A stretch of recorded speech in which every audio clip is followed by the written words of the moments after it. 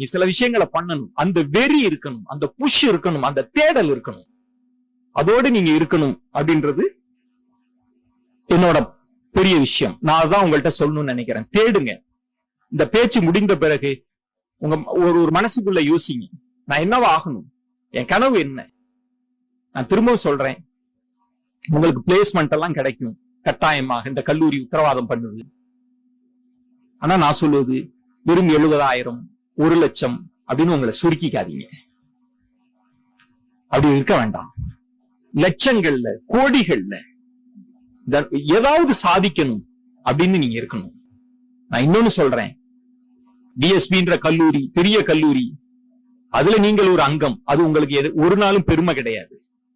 இந்த கல்லூரியின் அடையாளமாக நீங்க வரணும், இந்த கல்லூரி உங்கள் படத்தை வைக்கணும், அதுதான் உங்களுக்கான வெற்றி. அதை மனசுல முதல்ல வச்சுக்கோங்க. நான் இந்த கல்லூரி எனக்கு அடையாளம் அல்ல அப்படின்னு. இன்னொன்று, நிறைய பசங்க டிட்டாச்சா இருப்பான்.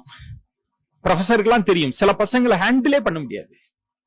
இப்ப இதுலயே நான் பாக்குறேன், இவ்வளவு தூரம் நான் எமோஷனலா பேசுறேன், அவனுக்கு நெருக்கமா பேசுறேன், ஃப்ரெண்டா பேசுறேன், டே யோசிடான்னு சொல்றேன், அப்படியும் பாக்குறேன் பல பேர் கைத்தட்டவே இல்லை. அப்படியே என்னத்தடா இவன் பேசி என்னத்த, நாங்கெல்லாம் தோக்கணும்னு நாங்கெல்லாம் முடிவே பண்ணிட்டு வந்தவங்க. அப்படி ஒரு குரூப் இருக்கிறான். ஏன் ஜெயிக்கணும் அப்படின்னு கேட்பான். ஒரு பையன் கேட்டான் என்கிட்ட, ஏன் ஜெயிக்கணும், ஏன் ஜெயிக்காட்டி வாழ முடியாதா கேட்டான். நான் அந்த இடத்துல சொல்றேன், ஏன் ஜெயிக்கணும், ஏன் வெற்றி பெறணும், நீங்க அதை புரிஞ்சுக்கணும். எதுக்காக ஜெயிக்கணும்னு சொல்லிட்டே இருக்கிறான், ஏன் வாத்தியாருங்க சொல்றாங்க, ஏன் பெற்றோர்கள் சொல்றாங்க அப்படின்னு. எனக்கு ஒரு சுவாரஸ்யமான ஒரு சம்பவம். நான் எங்க ஊருக்கு போனப்போ எங்க அண்ணன் பசங்க எல்லாம் 6வது 8வது 5வது படிக்கிற எங்க அக்கா பசங்க எல்லாம் இருக்கிறாங்க. எப்போதும் மாடியில உட்காந்துட்டு இந்த மொபைல் எல்லாம் நோண்டிட்டே இருப்பாங்க.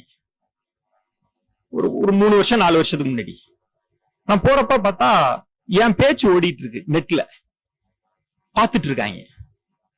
நான் உள்ளுக்கு போயிருக்கேன்னா இவங்க என் பேச்ச கேட்டுட்டு இருக்காங்களே அப்படின்னு. நான் உள்ளுக்கு போனோடனே என்ன பாக்குறாங்க, பேச்ச பாக்குறாங்க, என்ன பாக்குறாங்க. எனக்கே ரொம்ப ஷை ஆயிடுச்சு, என்னடா அது, இவங்க என்ன சொல்ல போறாங்க அப்படின்னு. அதுவும் எங்க அண்ணன் பையன் அக்கா பையன் எல்லாம் பயங்கரமான ஆளுங்க. எல்லாம் பேசி முடிச்ச பிறகு எங்க அக்கா பையன் சொன்னான், மாமா நல்லாதான் பேசுற அப்படின்னா. அப்படியாடா அப்படின்னு. சும்மாவா கொடுப்பாங்க. இன்னொரு எங்க அண்ணன் பையன் 5 லட்சம் எல்லாம் சும்மாவாடா கொடுப்பாங்க அதெல்லாம் அப்படிங்கிறான். எங்க இன்னொரு அக்கா அண்ணன் பையன் சொல்ல, சித்தப்பா அது என்ன ஜெயிக்கணும்ன்ற, ஏன் ஜெயிக்காட்டி